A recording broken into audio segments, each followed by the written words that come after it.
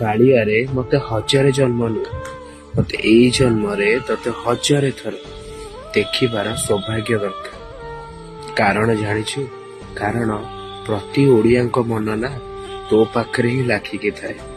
ପ୍ରତି ଓଡ଼ିଆ ସବୁବେଳେ ସକାଳେ ଉଠିଲେ ହାତ ଟେକି ଦିଅନ୍ତି, କାଳିଆ ମୋ ଦିନଟା ନା ବହୁତ ଭଲ ଯାଉ, ମୋ ଦିନଟା ଯାହା ବି ଯାଉ, ସୁଖରେ ରହୁ କି ଦୁଃଖରେ ଆମେ ରହୁ, କିନ୍ତୁ ଯାହା ଥାଏ ଶେଷରେ ନା ତୋରି ଆଶୀର୍ବାଦରେ।